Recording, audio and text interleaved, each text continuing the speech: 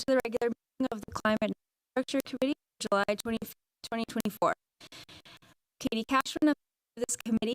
Before we begin the meeting, I want to again offer a friendly reminder for members and staff, public, that these meetings are broadcast live to greater public participation, broadcasting real-time captioning. Thank you, Commissioner. As a further method to increase the accessibility of the proceedings in the community, for all speakers need to be mindful of the rate of the speech so that the Commissioner can fully translate all comments for the broadcast. So please rate the speed and clarity of your comments. Thank you. This time I'll ask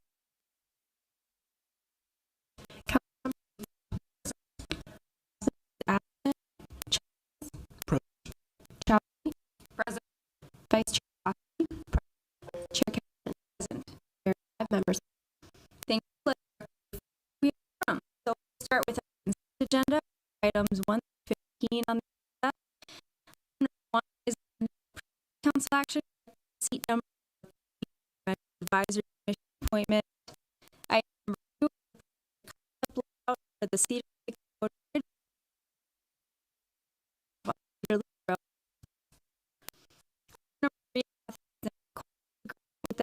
County region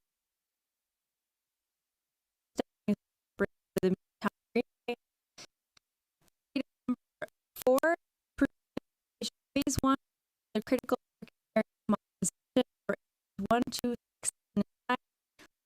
Number 5 authorize the sale and application to the Department of Transportation for smart grant. For safe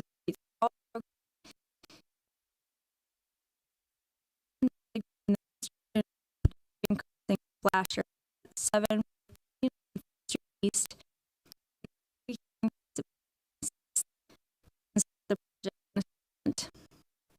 the project request of landscape and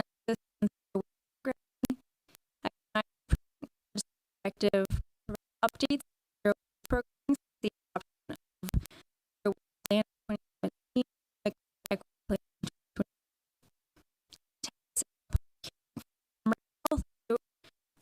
the proposed 25 for the special service. Item 11 is for temporary consider charges for water and sewer repairs that are paid. 12 is a public hearing on to propose as a Broadway special project. Lots of public hearing September 12th. Item 13 is setting a public hearing for September 12th to consider the 2025 service discharge for 428 agents. 14 is a public hearing next Sunday, August 8th, to consider an ordinance related to right-of-way franchise holder exemptions. If this is referring to the subject of ordinance related to revision to the drainage and soil erosion ordinance. 16 is receiving and filing quarterly report traffic zones, restrictions, and control. Any committee members have consent agenda? None. I will move approval of all the items on the consent agenda. All those say nay. Abstentions. The ayes have those items are approved. Next, take up our agenda. So first is a presentation on the 2023 annual report from the pedestrian.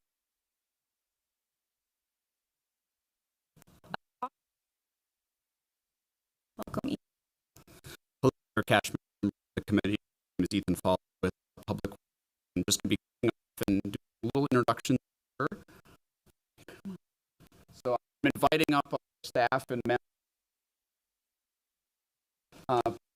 and advisory committee that we have here today. So it's a sort of temporarily hanging out with the committee so that folks deserve a lot of staff credit here. Caitlin Hinton and Andrew Deggerson are staff there's the captioning issue. Oh. Thank you. I know you're just in the middle of getting everything. More.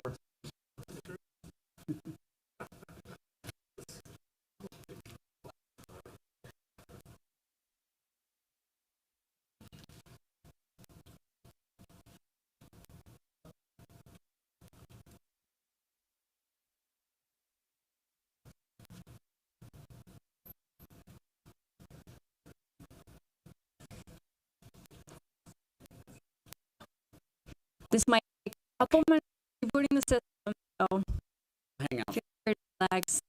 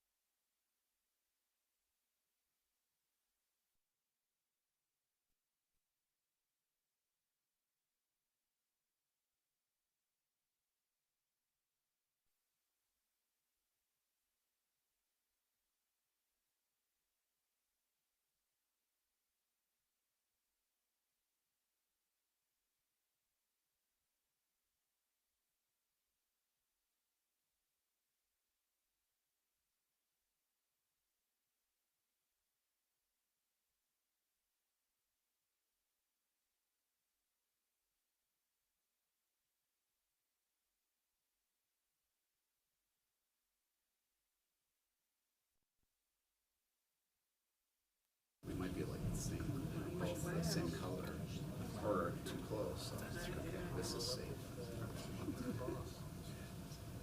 Well, and Andrew knows I wear some purple shirts sometimes, especially.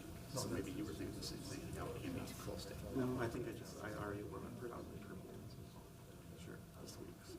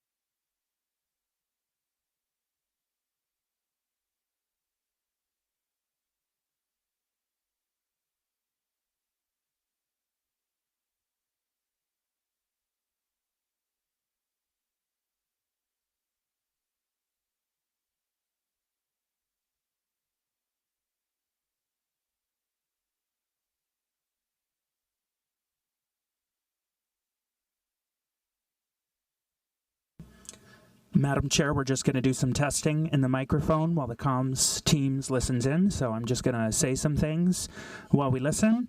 The issues were not with our captioner, but there was audio issues, which meant that the captioner couldn't caption because nobody could hear the audio. So I'm just going to say a couple more things. and then I'm going to head to the back room and we'll see what happens.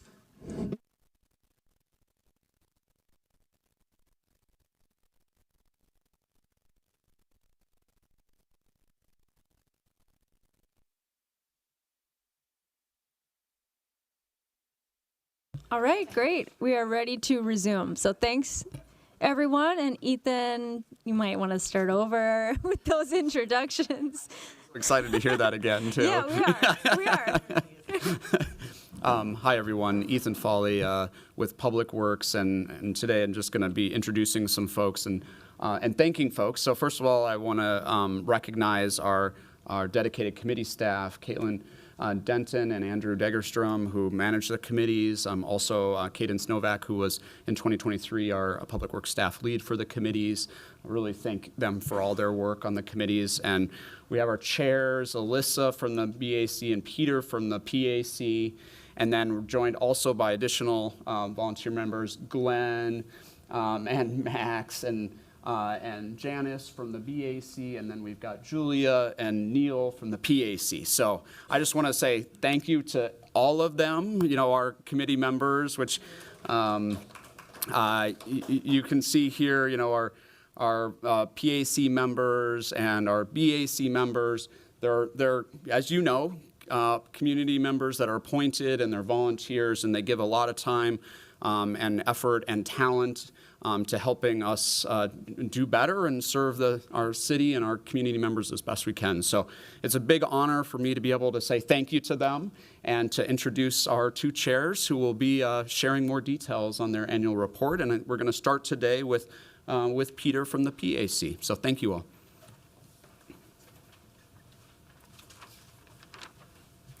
Oh, thanks, Ethan, and hello, Chair Cashman, Vice Chair Koski, committee members. It's great to be here and returning to you. Very pleased to be here on behalf of the 15 members of the Pedestrian Advisory Committee, where I am in my third appointed member term and second elected as PAC Chair. Now, Minneapolis has been my home since kindergarten and Ward 11 since 1989. Car-free for 5 years plus, though my walk-first life began a few years before that. The stats before you are not trying to brag because I don't sit atop the PAC, even the PAC and those kind of numbers, but I want to show them because it represents all city miles. Some trips are on Lake Tacoma, sure, but it's walking to commute, to shop for the household, every kind of social and entertainment outing or event, 365 days a year. Those steps, those miles, and every experience of car-free life, of agony and ecstasy on the sidewalks within them informs my work in 7 years on the PAC. That's Heidi Vader with me. She a year-round bicyclist. And while our first choice of travel mode diverged when we got rid of our cars, we do overlap biking and walking trips, and we share a deep appreciation for the ability of Metro Transit to extend our trips anywhere we want to go. So since being appointed, you get asked what's changed. It feels important to note right now that alongside the things that have changed, the dependability, attentiveness, excellence, and true presence of Public Works staff has not. Our committee continues its work this year and next, confident in our partnership with the staff and planners of Minneapolis Public Works. And I'll mention by name Andrew Degerstrom, Caitlin Denton, Danica Dossman, and Ethan Foley for keeping us, and with gratitude for keeping us organized and informed throughout our PAC year.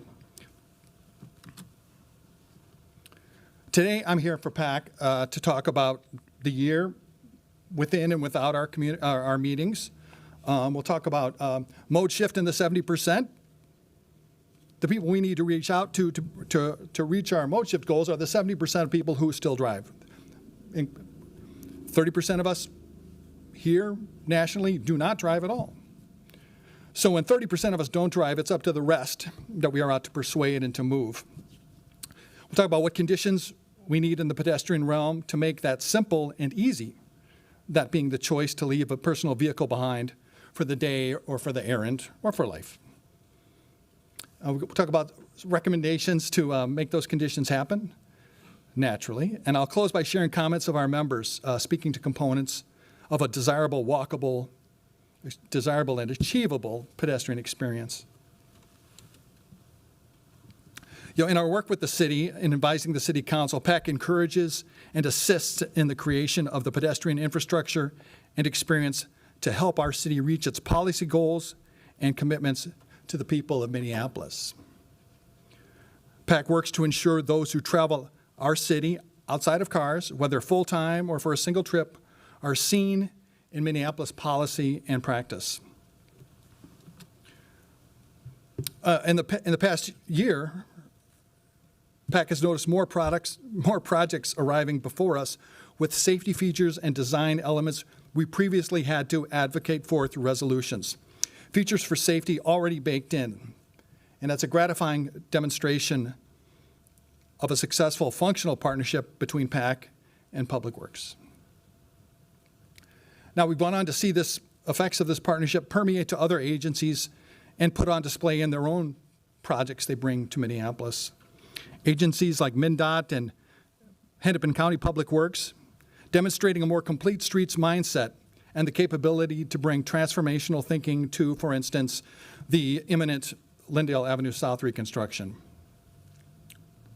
And looking over our most recent term, we are especially appreciating Carrie Christensen at Minneapolis Parks for her support of our work, and Derek Sundstrom at Hennepin County Public Works for his presence and participation.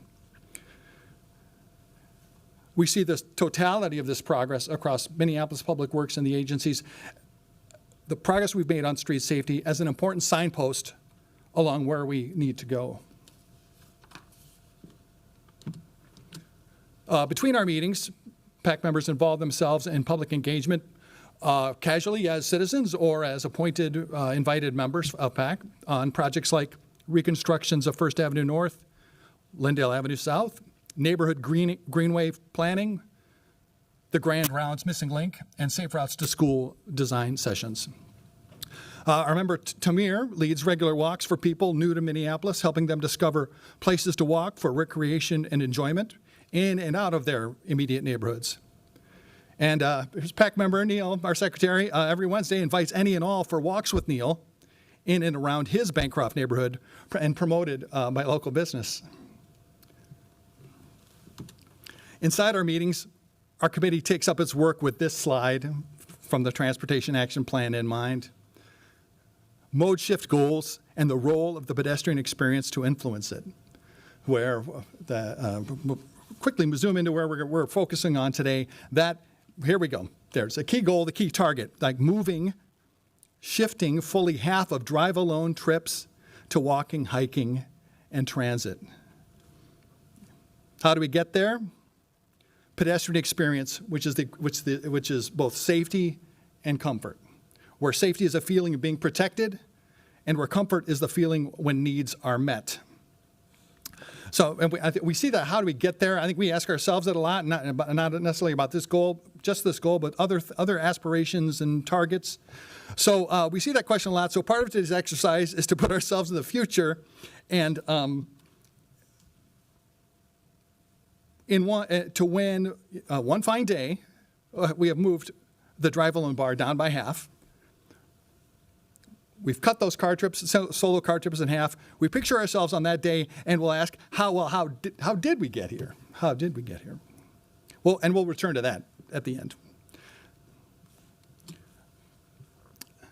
Across the city, we see the safety improvements Minneapolis has designed and built to protect people walking, biking, and rolling within the reality of a car-dominant city.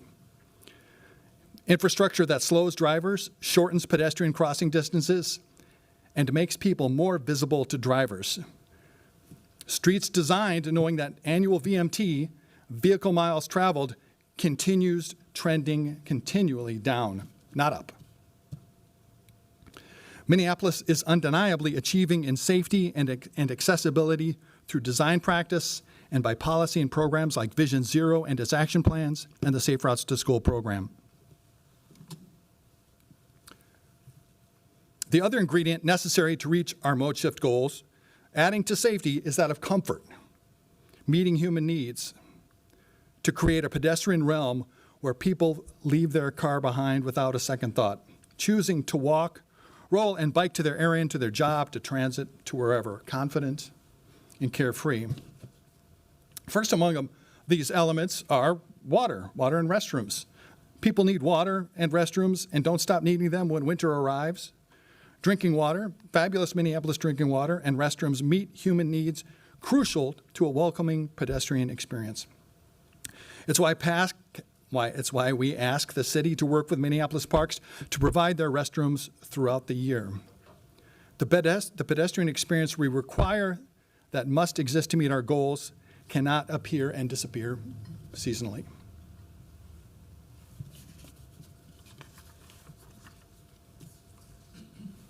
As to seating, in our committee's resolution on pedestrian treatments, the city is called on to provide benches on its sidewalks, calling on the city to do it rather than relying on adjacent property owners to provide seating and only providing it at their option. Seating and benches are essential for the human need to rest and relax and socialize. This need is especially true for people with any mobility limitations. The current service level of corner clearing operations is in the winter, after a snowfall, is 2 to 3 days for pedestrian priority corners and 10 days to clear the rest of the corners of the city. This pace of clearing can tell people, sends the message to not even bother trying to leave their car behind, and can utterly confine non-drivers to their homes. That corners are blocked, as we see here, because of street plowing operations is all the more vexing in a city striving for equity. We would call for street operations to clear corners with the same attention that we clear streets after a snow event, and at the same time. When human needs are met, walking, rolling, and biking are the most desirable, healthy, and social ways to get around and enjoy the city we love. So returning to that question from the future, when we look back from the moment we achieve our mode share goals, when we have cut in half single occupant drive-alone car trips, what will we see? What we'll see is that system change. We will see we have provided for a city, as a city, the human needs to make traveling outside a car safe, desirable, and indeed preferable. Restrooms, drinking fountains, seating, and spaces to rest and experience where we live. Winter plowing operations that clear corners for people as effectively and as urgently as we do for cars. We'll see the environmental relief, less noise, less CO2, lower tire and brake particle emissions. We will see that we are safer, breathing easier, and living in a calmer, more connected Minneapolis. We will see we have done all these things at that future day to bring people out of their cars because we had to. There was no other way. So here's what some members have to say when posed same or similar questions. How did we get there? What will have happened? We'll have all the better health outcomes associated with active transportation of walking, biking, and rolling. More people will have gotten the message and understand the environmental harm of driving and driving alone. We will have, as a city, engaged in engagement practices with the public that hears and sees the 30% of us who don't drive and those who wish to be less car dependent. We will have acted with the knowledge that policies relate to action, and that means standing up sometimes to small but loud opponents.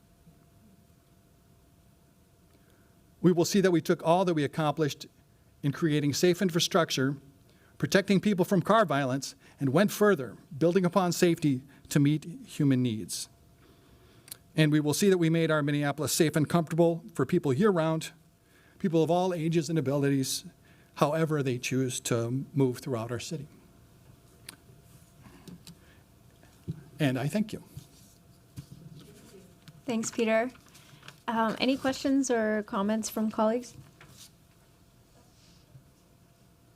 Councilmember Chowdhury. Thank you, Chair Cashman, and thank you so much for your presentation. It was really wonderful to hear from you and the members that you're representing today.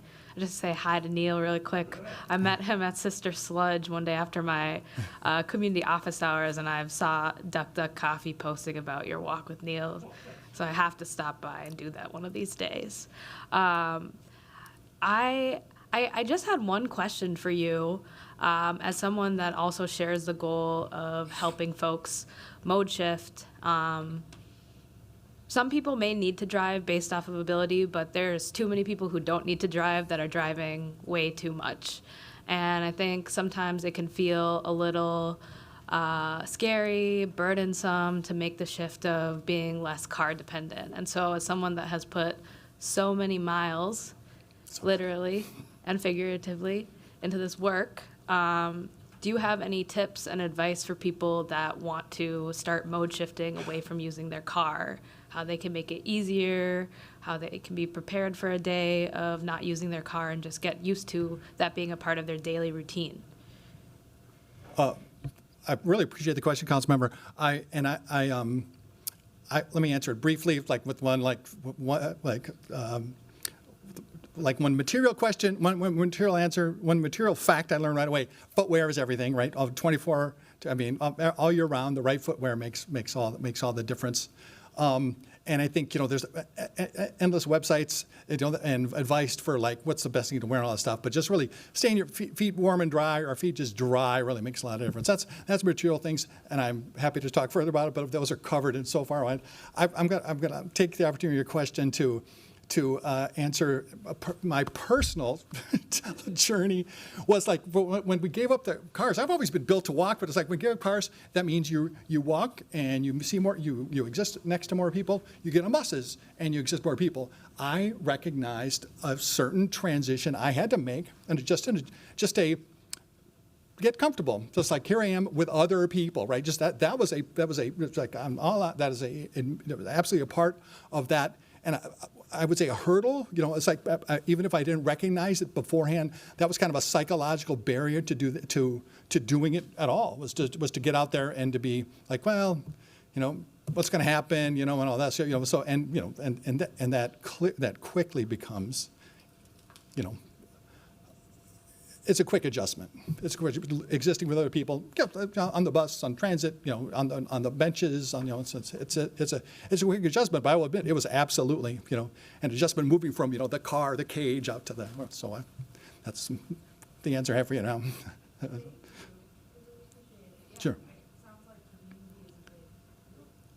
Don't want to violate the captioning rules. I just thank you, and it sounds like community is a really big component in getting comfortable and making that shift. Sure. Really appreciate it. Yeah, thanks, Peter. I do have one question as well. You have data in your presentation from 2019 about mode share percentages. Can you share where that data comes from, and also if we have more recent data? It is 5 years dated at this point, and it would be great to know how far we've come in the last 5 years. So any awareness of more recent data or plans to collect it? I'm not sure where we stand today, Chair. Maybe somebody from staff does. But the data itself, the original slide is from the Transportation Action Plan of 2020. Chair Cashman, members of the committee, I think we're going to have an update pretty soon to the committee on the Transportation Action Plan, and so we'll have some more details coming. Great, looking forward to that. All right, so I think with that we will. I'm not sure if we're going to file these reports separately or together. Oh, Councilmember Chavez. Thank you, Chair Cashman. I just wanted to say thank you for the presentation. I know that we still have a few more slides and other folks that are going to be talking about it, but did appreciate the slides about the comfort is, water, restroom seating, corner clearing. I think that's really important to talk about. It's something that we need to have more of in the city of Minneapolis. So when people are walking, biking, or rolling, having those water stations, having more restrooms that are publicly available for people is something that oftentimes people struggle finding in our city, and while we have some, we need to figure out how we can make sure that these are more accessible and more across our city. So we should be making spaces for people to be able to sit down instead of like making it harder for people to be able to sit down in our parks, in our city, and stuff. So just very grateful for this presentation and look forward to hearing more. So thank you. Okay, thank you. So I think now we'll welcome the Bicycle Advisory Committee Commission Chair. Thank you, Chair Cashman, members of the committee. My name is Alyssa Shuffman. I am chair of the Bicycle Advisory Committee. I come to this work as a storyteller, as a survivor of traffic violence, and I'm really proud to be here today to represent the work of the Bicycle Advisory Committee, to celebrate what we've done, and also talk a little bit about what it would take for us to really grasp our potential as a city and transform our transportation system into one that puts people first. I want to start by talking about why we do this work. It's not about streets for the sake of streets. It's about people, as you heard in the Pedestrian Advisory Committee presentation. It's about the communities. It's about folks trying to get about their day, live their best lives. So I'm going to share with you a couple stories from a few of the people who live here in Minneapolis. This is Christy. Christy lives near the Greenway. With the recent reconstruction on Hennepin Avenue, drivers have been exhibiting more dangerous speeding behavior in her neighborhood. The traffic calming Minneapolis put in place has had a huge impact on her well-being as a bike commuter. Britt is a parent. Britt is new to biking. This is Britt's kiddo on the slide. They bike a lot on their own, and they really want to be biking more with their kiddo, but they live near 35W, and they're just not really willing to risk their family's safety because the infrastructure in that area so heavily prioritizes cars.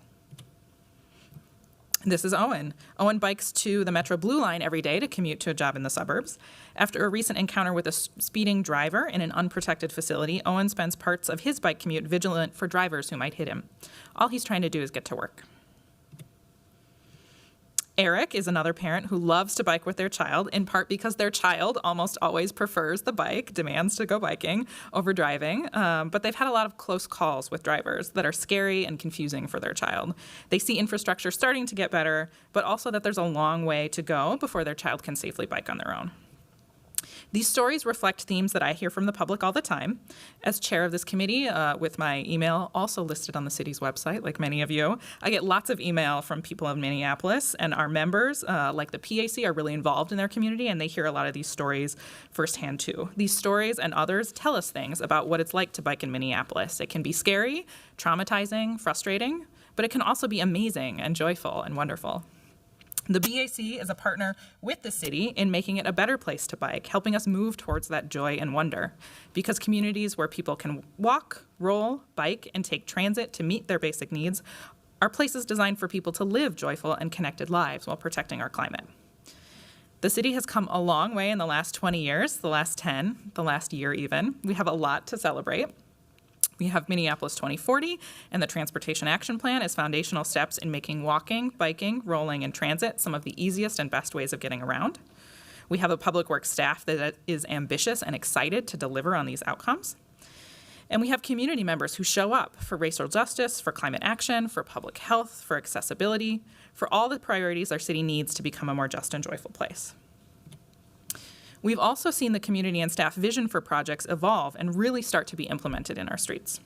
When the city does a big reconstruction project, we're seeing the commitments made in the Transportation Action Plan around biking being taken more seriously, as evidenced by the Bryant Avenue South Bikeway or contexts like the Franklin Avenue West intersection where it intersects with Bryant Avenue further north. These huge reconstruction projects are great and very costly and very slow. And while they work phenomenally for the people that need to use those corridors, people use our transportation network as just that, a network. We need a system-wide network approach. So it's been even more exciting to see the city start to build that network muscle with things like Vision Zero, and then flex it on projects like 2nd Street South, a retrofit project that moved much more quickly. We've built a strong foundation, and we have a lot of work left to do. Far too often, public engagement still centers existing car use and car parking, inadvertently stoking fears of loss and change instead of painting a clear and compelling vision for a future where people don't need a car to access schools, shops, restaurants, and healthcare, where members of the public can exist with safety and dignity in public, and where our public places create connection and a sense of belonging. Certainly, transportation is not the only thing that is needed to make our cities just and joyful places for people of all races and backgrounds. We need preventative public safety programs, quality, affordable, and public housing, livable wages, vibrant public places, programs that keep low-income and aging people from being displaced, and access to the things that make life worth living: music, dance, arts, sports, libraries, good food, bonfires, and social hours. But transportation is a huge piece of how our communities are literally structured. If we want to continue to push the envelope, we need to prioritize differently. Our streets take up about 20% of the land in Minneapolis. With the state setting nation-leading policy around reducing driving on highways the past 2 legislative sessions, Minneapolis has the opportunity to set an example for the nation about what that looks like on the local level by taking a systems-level, network-wide approach. It's time to embrace the potential of the Transportation Action Plan in creating that joy, connection, and justice by not thinking about the next single corridor, but to think about how we quickly transform the entire transportation network. We know and have heard about the things standing in the way of taking a different approach. And they're similar to the reasons that many other public works agencies see as a barrier to change. We've made commitments in our multi-year budget. We have to prioritize pavement condition index or it gets too expensive to keep our streets in repair. Various funding sources, like the regional solicitation or municipal state aid, don't allow for it. All of these are real and also largely assume business as usual. If we're taking seriously the Transportation Action Plan and climate breakdown, we need to think differently about our budget. We need to use metrics that are not PCI when we plan to maintain our streets. And when we maintain those streets, we need to maintain them not for the level of induced driving demand that is there currently, but to seek to actively reduce the driving demand and cost of long-term maintenance by downsizing those facilities. We need to put a pause on business and budgets as usual that require us to maintain level of service for cars, to create room to unleash the creativity of public works staff in figuring out how we work at a systems level with a network-wide approach. How many retrofit projects could we build before 2030 if we set our minds to it? If we explored how we might leverage the unique projects category of the regional solicitation in service of reimagining our entire network at once. Once we've made those network level changes for walking, biking, and transit, we know that Public Works has the tools to level them up like Bryan Avenue South, like Hennepin Avenue South, to make those long-term investments. That work is needed in the long term and will continue to be celebrated. And in the short term, the clock is ticking. The Transportation Action Plan and our climate need us to make transformative change soon, by 2030. And doing great projects on a handful of corridors transforms those corridors, but not our network. I think it's instructive to look at Vision Zero, one of the only sources of quick build funds in the budget. For the 2023 calendar year, this slide has numbers from the 6-year and 5-year budgets. The city budgeted $500,000 for Vision Zero for 2023, just that calendar year. Thanks to the hard work of staff in seeking competitive federal funding, that number, as you see, will go substantially up through the 6-year budget, up to $37 million. Huge hat tip, all the hat tip to Ethan Foley for all his hard work on the Safe Streets for All applications that made that happen. But even so, that's still less than half the resources we've budgeted on repaving and less than a fifth of what we've budgeted for reconstructions by 2030. We've already got a 2024 through 29 budget, and we are closer than we have ever been to making the level of commitments that will get us to implementation of the Transportation Action Plan and the climate outcomes we require. That is worth celebrating. And we can take that energy and as we face the reality that we've still got an enormous amount of work to do to get there. Our transportation system could look, feel, and act differently by 2030 if we really commit all our resources as a city to the project of transformation. To say, yes, we are a city that cares about and for the people that live here. Yes, we understand the climate risks and act at the pace that climate demands. Yes, we are moving every day closer to making our communities just, joyful, and sustainable places. I invite the leadership of Public Works and this committee into continued dialogue with the BAC. We are delighted, as always, to be your partners in this work, to join you every year to celebrate our collective progress with you, and to never stop reminding you that the biggest things that stand between us and transformative change are imagination and political will. Together, we can make Minneapolis into a place where it's better to bike than to drive. Thank you. Well done. Thank you so much. Feeling inspired. So thanks for that. I just want to quickly invite both backpack members who are here to stay for the next presentation because it will be extremely useful to work with you in the next year on the Nicollet Mall pedestrianization conversation. So I do hope that you can stay for that. And I'll invite any council members with questions for Alyssa. Councilmember Chavez. Oh, I don't have any questions. Just want to say thank you, Alyssa, for the presentation. Alyssa's a Ward 9 resident and just very grateful for your leadership and your work across the years around this topic. Thank you. Thank Great. you, Councilmember. Yeah, I saw Christy Barsden was in one of the first photos, and she was taking a selfie with some of the traffic calming implements that have been put in place on Humboldt and Irving in Ward 7 in the Uptown area. And I've received so much good feedback on that, and it's actually very cost-effective tool that we can implement to slow down drivers. So I'm just really excited about, we all are excited about what we can do on neighborhood traffic calming, kind of low budget items in the grand scheme of things that can really save lives and make people's neighborhoods a lot more enjoyable, more safe, also quieter. So yeah, thanks for highlighting that. So I think with that, we will ask the clerk to receive and file these reports. Thank you for being here today. And our next presentation is going to be presented by Kathleen Mayel, from the Transportation Planning Supervisor from Public Works, talking about converting Nicollet Mall into a pedestrian plaza. Thanks. Good afternoon, Chair Cashman, committee members. My name is Kathleen Mayel. I am a Transportation Planning Supervisor in our Transportation Planning and Programming Division. Happy to be here today and continue the conversation with Council on Nicollet Mall and downtown transit improvements. I'll be joined also for part of this presentation by a colleague in Community Planning and Economic Development, Shanna Sether. Share a bit about project background and goals, what the future of Nicollet, what we're planning for the future of Nicollet Mall, talk about our north-south transit spine in downtown, our approach to engagement, and our next steps.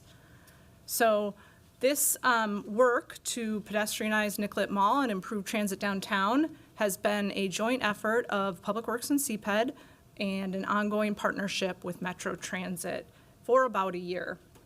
Really, the impetus for some of this work was found in the Vibrant Downtown Storefronts Work Group report published last summer, which brought forth an idea to pedestrianize Nicollet Mall. Other downtown reports like Network Next focusing on this idea as well. In December, I presented to Council on the legislative directive related to looking at pedestrianizing Nicollet Mall. And so this report back really is a continuation and sharing where we've been since December, which is largely focusing on the technical analysis of where and how and different options for moving transit from Nicollet Mall. A little bit of policy background that supports this work is found both in Minneapolis 2040 and our Transportation Action Plan, with a strong focus on a really pedestrian-friendly, high-quality public realm, that transportation is a key to equitable outcomes in our city, and that we are looking to improve that throughout the city and in the areas of greatest need, and that we are focusing on downtown transit improvements and sustainability for a reliable network, as that is where a lot of people are traveling to and through. In particular, our Transportation Action Plan does focus on increasing speed and reliability of transit throughout the entire city, and a particular action to focus on downtown Nicollet, Marquette, and Second. That we are partnering with our partner agency, Metro Transit, to pursue transit projects of high priority, and that, again, we're fostering these vibrant public spaces for street life within our city. So there are two goals with this work, and the first is to increase downtown vibrancy. Well, it's not the first one on the screen. Increase downtown vibrancy, which is really focused around the Nicollet Mall conversation, and Shanna will be talking to that in a minute. And the second is on improving transit downtown. So I'll be speaking to that more in this presentation, but for now I'd like to ask Shanna Sether from CPED to come up. Thanks very much, Kathleen. Good afternoon, Chair Cashman, council members. My name is Shanna Sether. I'm a principal city planner in CPED, and happy to be before you today. As Kathleen mentioned, one of the two project goals is to increase downtown vibrancy. And what does that look like? It's that positive energy, it's that buzz downtown, and it's making sure we can point to a series of success metrics that make sure that we're on the right track. But first and foremost, we want to emphasize downtown is for everyone, so we want to use a racial equity lens when evaluating these success metrics. So what do we want to see? New pop-ups, activations, street festivals along Nicollet Mall, reduced vacancies, particularly on the first floor, an economic landscape that's improved. We're not seeing as many we're seeing a reduction in distressed sales, short sales, foreclosures. We're seeing increased tax revenue generated by downtown properties and businesses. And we're also seeing new businesses, new life, new developments and new investments in downtown. So, kicking off this fall, city staff will be partnering with our downtown partners and stakeholders to plan for a future fully pedestrianized Nicollet Mall. Now, fully pedestrianized does not mean without bicycles and scooters and other non-motorized vehicles. That's also included, but we really want to think about the people first. So our first task will be to create, in the near term, a tactical strategic plan on placemaking and programming. So how do we utilize Nicollet Mall to really bring the people back? Next, we will collaborate on strategies for storefront activation, maybe potentials for sidewalk sales, a way to integrate retail with the public realm. Targeting areas for investment along Nicollet Mall, areas where potential economic incentives could be applied, grants, other programs. Marketing and branding for Nicollet Mall. Let's bring everybody back to Nicollet Mall. Let's make people excited about it. And then we also want to create a placeholder where we can capture ideas for potential long-term infrastructure updates. So things that could happen in the future. We just redid Nicollet Mall as part of a major reconstruction project. But we still want to be open-minded to thinking about things like green infrastructure, including additional landscaping opportunities. And I think you've heard some folks say maybe potentially ice skating down Nicollet Mall. So those are some of the objectives that we would have as part of this work.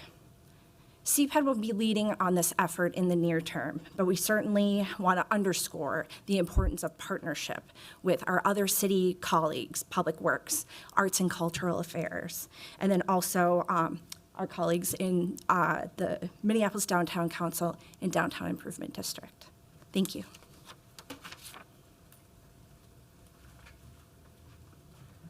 So to go back to these two goals as well, both of these are quite broad and will continue to be shaped and influenced by the public engagement that will be a part of both of these efforts on increasing downtown vibrancy and improving transit. So looking at transit and giving a baseline of where we're at with transit downtown, currently on Nicollet, there's a lot of transit service. There's the routes 10, 11, 17, 18, and 25.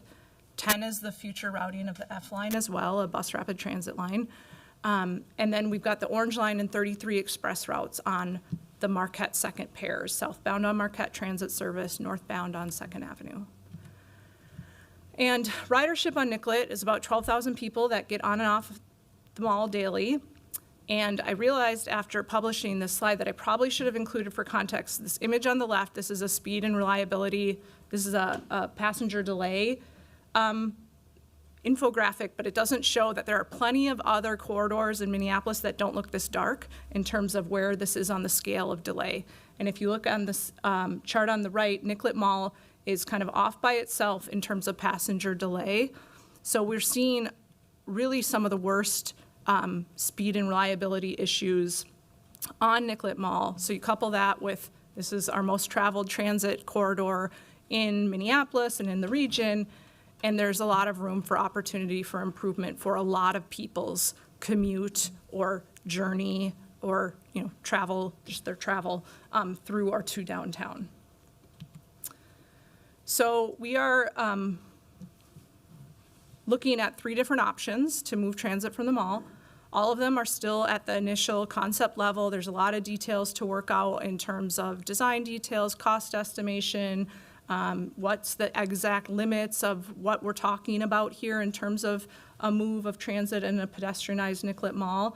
They all have various trade-offs and impacts related to all sorts of users, right? Whether you're a transit rider or somebody who drives or walks or bikes, or you're somebody who owns a business or a building along one of these corridors. They all are assuming a future that includes BRT, both the F line and a future Nicollet BRT, which is further afield. And we don't have that implementation pathway fully worked out. That depends upon the route, the option that we pursue. So the three options, and I'll go into each one of them in more detail, but sharing an overview here, are looking at Marquette and Second in basically the same configuration that they are right now, but moving a lot of transit from Nicollet Mall over to the Marquette Second one-way pairs, where you still have southbound transit on Marquette and northbound transit on Second. The second option is taking both of those transit spines of Marquette and Second, reconfiguring and reorganizing transit where you have local and BRT service on Marquette and an express service is consolidated onto Second, and you have two-way traffic, general purpose traffic on both. And the third option is looking at Third Avenue, which would keep the express service over on Mark II and move BRT and local service over to Third for the most part, and I'll get into some details. So part of having those three options is we want to engage with the public on those options as we continue our technical analysis and evaluation of those different options. So we are looking at design and safety solutions moving forward. Right now, Third Avenue, for example, is a high injury street. That gives us opportunity to make improvements should that be the option moving forward. Looking at what sort of transit speed and reliability improvements we can anticipate with these different options, what sort of impacts on our transit riders, and ensuring that transit remains as good or better and ideally better with any of these investments. What is that impact on traffic? There's a lot of curbside use potential changes with these different options, so really digging in there in terms of what people value at the curb and what those outcomes would be. And then also maintaining property access to the different buildings along these different corridors. So in terms of the sequencing of events, we are starting engagement and looking to identify a preferred concept between those three. Secure funding and looking at the value capture district funding as a potential source here in terms of when that fund was created with the idea of funding transit improvements in the downtown. All of these will require time in terms of engagement, the planning, design, and engineering, and then the construction, which we anticipate being at least a year for any of these options. And we would be looking for a earliest move of transit off the mall in 2026.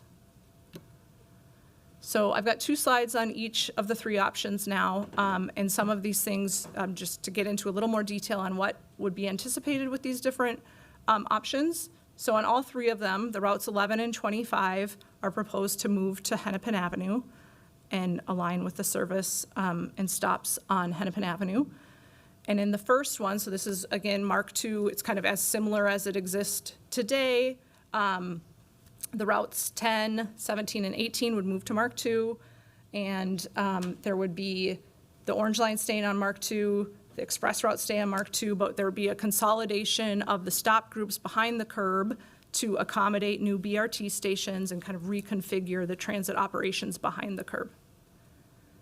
And so it would look pretty similar to what you see out there today, but it would operate and function differently.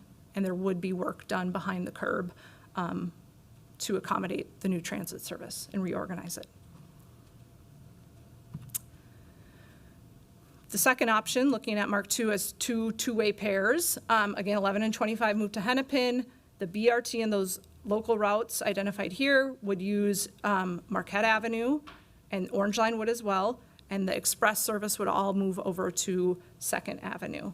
And so we would need to put stations, so transit stations on the side of the street that does not currently have them on those two-way pairs. So you would see both Marquette and 2nd looking something like this. And we'd be anticipating a reconstruction of about half the streets on each of those corridors, and working through design details of a constrained right-of-way on both of those corridors as well. And then the third option, again, 11 and 25 moving to Hennepin. No changes to the Orange Line or the express service, but you take the routes 10, future F line, the 17, 18, over to 3rd Avenue and have new transit service on 3rd. That would look something like this, and would include a full reconstruction, which would allow the opportunity to improve the bikeway that currently exists on 3rd Avenue currently. So those are the options. In terms of where we're at now, we are certainly in this phase 1 of putting out these ideas and starting our engagement with stakeholders. A lot of different stakeholders, transit riders, residents, neighborhood groups, business groups, transit service providers, advocacy groups, in terms of what resonates, what ideas they have for both the transit side and, as Shanna was describing, the Nicollet Mall portion, which would be kicking off a little later in the fall. And then we're looking to have a preferred alternative for the transit option later this year with the through our engagement that happens throughout the summer and fall. And then we'd be looking for an early memorandum of understanding early in 2025 with Metro Transit to understand what the goal and the plan is to move transit. A couple other things, we are going to the Metropolitan Council's Transportation Committee with a similar update early next month. We'll begin to have different engagement activities, including pop-ups downtown, a survey, an open house this summer and fall. And as Shannon mentioned, the ongoing planning for Nicollet Mall related to, but slightly, partnered with, but a little bit different than the transit focus. Really engaging with our transit riders and others to ensure that this move, which of these different options makes sense and what are the different concerns and opportunities here. So that is the update, and I'm happy for any questions. Thank you. Thanks, Kathleen. This is really exciting. I've, been working with you and your team on this, so I'm really happy to be having this conversation kind of more in the public so that community can start to weigh in more meaningfully. And I did put a survey in my last ward newsletter about this, and so we received like dozens of comments already from Ward 7 residents, lots of positive enthusiasm in general for the idea of pedestrianization and what that could bring to Nicollet Mall and how that could improve the experience for residents and for tourists and really be a central destination in the city that people can come to in all seasons and all hours of the day. And just if I can kick off with some remarks, I do want to leave space for Councilmember Rainville and others to ask questions here too. But the things that are most important to me in this plan, number one is community engagement and how are we really prioritizing transit riders and their feedback. There's a lot of stakeholders. There's property owners, there's residents, there's tourists, but transit riders, 12,000 people getting on and off Nicollet Mall every day is not a small number. These are the most popular routes in the whole metro. And as someone who takes the 18 and the 17 down Nicollet Mall, I also take the 10, which is a free bus, paid for in partnership by Meet Minneapolis and Convention Center. It's really important to me that we improve the transit experience. And this opportunity can allow for the streets adjacent to Nicollet Mall to become much more transit friendly. So that's what's exciting to me. And then secondly, the pedestrianized Nicollet Mall being furnished with those amenities, bathrooms, water fountains, and seating. We heard about it from our pedestrian advisory committee chair today. It's absolutely critical that pedestrians have those resources. And I get questions and complaints from residents all the time about lack of bathrooms, water, and seating downtown. So I think that's really important and something that we should discuss with partners about how to fund and how to implement. And then finally, just the cost estimates of these different proposals, I think we'll want to know about. And then how can we work with partners at Metro Transit and the county and the property owners themselves to make that funding feasible for all of us. So those are the things that are top of mind for me, and I will welcome any questions or comments from Councilmember Vita. Thank you, Chair Cashman. Thank you for the presentation. I'm really excited about the opportunity to have a pedestrian plaza. Some of my favorite places in the world, Reykjavik, they have the best pedestrian plazas. Barcelona, when you go to those countries, you're like, we need this. So I'm super excited that you're working on this. But back when Councilmember Rainville and Goodman started having conversations about this, I had a couple in my ward that are visionless that reached out right away when they heard that this was something that was going to be coming up. And it is because they're just so used to Nicollet, right? That's how they get into downtown. That's kind of the core of how they move around downtown and do a lot of the things they need to do. And I mean, it's the only way that public transportation is the only option for them. And so I'm happy to see that you're looking at transit service. I guess my question is any of those options, I couldn't understand if any of those options were going to be streets without car traffic. Thanks for the question, Councilmember Vita, Chair Cashman. It's a good one. So there are a couple, we've been working really closely with Metro Transit, and one of the key things that Metro Transit needs to operate transit as good or better on Nicollet Mall is the ability to have 2 lanes to work within, even if one of them is not transit only. So the answer to your question is no. There's not an option in the 3, and I'll maybe just pop up to the 3 that don't have any car traffic on them at all. So it's a combination of needing to preserve access to the buildings on the different corridors, so those big parking garages and access for the buildings, coupled with Metro Transit's needs in order to not have, say, a stalled bus or something prevent transit service on the largest north-south spine in the city.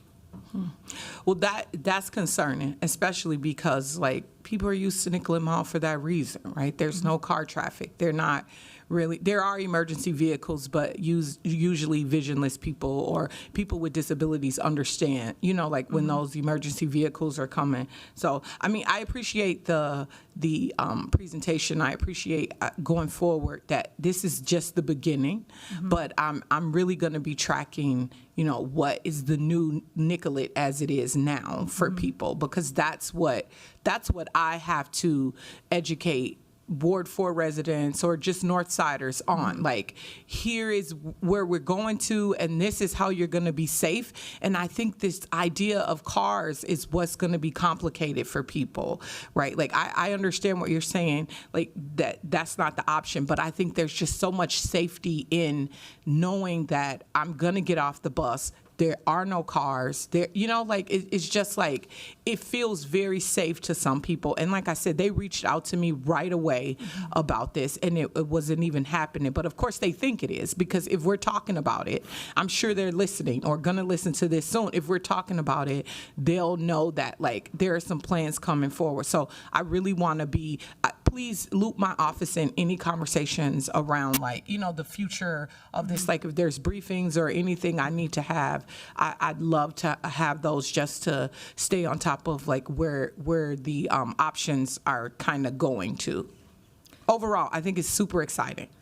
Thank you, Councilmember Vita and Chair Cashman. I think bringing up safety is an important piece to bring up, and that is part of the, just to dive a little bit into the kind of Mark II one-way pairs, the most similar to what's out there now. Part of the reason why we need to still have investment, and it's not just a simple move over, is ensuring that there's adequate pedestrian space on those sidewalks, akin to what people may be more accustomed to on a Nicollet Mall scenario, right? That there's adequate pedestrian access behind the transit stations and so on. So safety is certainly an important element of what we're looking at, and I appreciate your comments, and we'll keep them in mind, and also in terms of keeping your office in the loop. Thank you. Councilwoman Rainville? Thank you, Chair. Thank you so much for your smart work and your hard work, and Ms. Sether, thank you as well. It's very excited to see the departments cooperating on this and cooperating with the Met Council and Metro Transit. So this has a potential. I've been saying this is going to, could be, once we work through all the issues, and there are issues, but this could be the best pedestrian street in North America. I used to say the Midwest, but now it's North America. So look out Canada, look out Mexico. We're on our way here in Minnesota. And thanks so much. I look forward to continuing this hard work. Councilmember Goodman had cautioned me that this would take longer than I thought, and I see you push that deadline back another year or so. But I'm going to be patient with you. Just keep up the good work. Thank you. Thank you. On that note, do you know when the survey will launch? Thanks, Chair Cashman. The survey we are developing now, I anticipate potentially about a month or so. And we'll certainly use the city communication channels to share with the ward offices and ask for your help in spreading the word and getting the word out, because we know that Nicollet Mall obviously is downtown, but as noted, way more people from all parts of the city and the region use Nicollet Mall, so we want to hear from folks from all over, certainly. Yeah, and it would be great to work together on plans to just be at the bus stops and talk to transit riders where they are, because I don't think they're necessarily going to find the survey, through newsletters, et cetera. Absolutely, Chair Cashman. We are working with Metro Transit and anticipating, distributing surveys on board and, working with Metro Transit in the ways that they typically connect with their transit riders. And I don't have all the details on what those are, but they certainly, that is the focus and goal of their engagement related to this effort, and we fully support and are partnering with them on that. Great. Councilmember Chowdhury? Thanks, Chair Cashman. Thank you so much for your presentation, Kathleen. Really appreciated it. I just had a couple of questions. So that slide where you had the blackened corridor with the delay, that was really something that caught my attention. I was wondering if you could share a little bit more on what's causing such heightened passenger delay and share a little bit about how this move can help alleviate that. Thank you for the question, Councilmember Chowdhury, Chair Cashman. I am not a traffic expert, but I will say there's a lot of cross streets which wouldn't go away under another corridor scenario.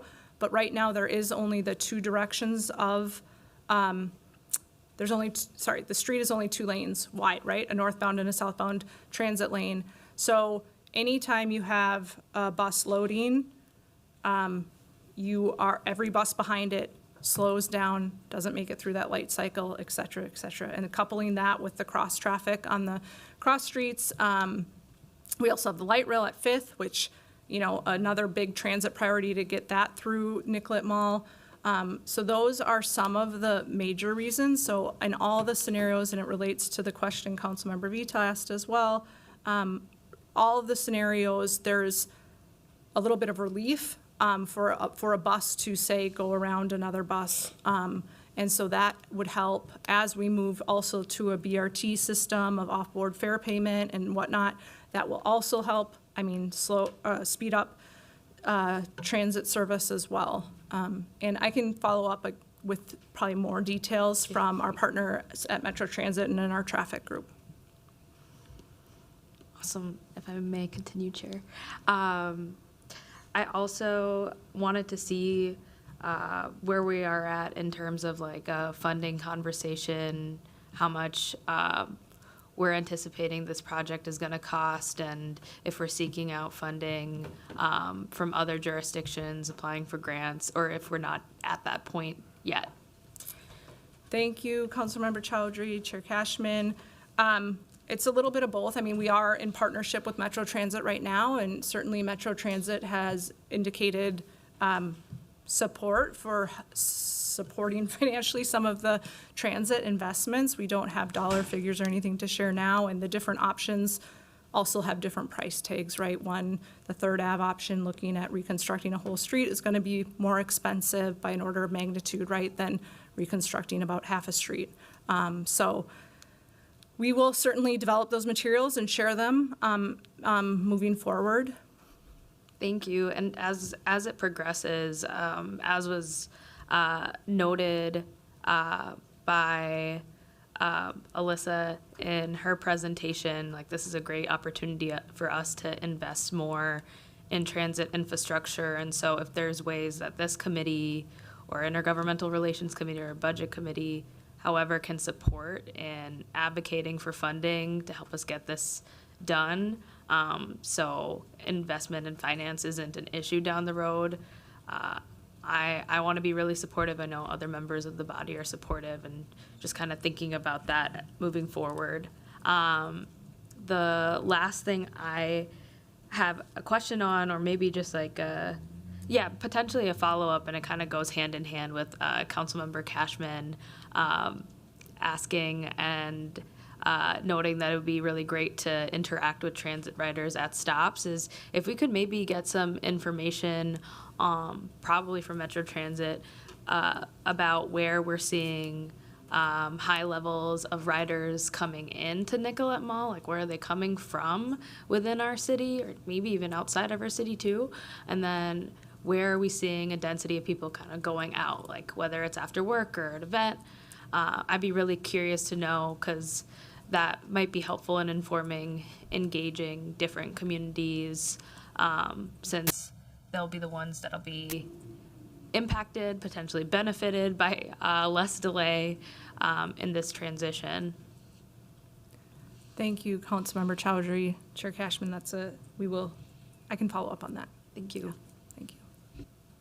Wonderful. Well, thanks for that presentation. I'll ask the clerks to receive and file that report. And with that, we've concluded all business to come before the committee. So without objection, we stand adjourned. Thank you.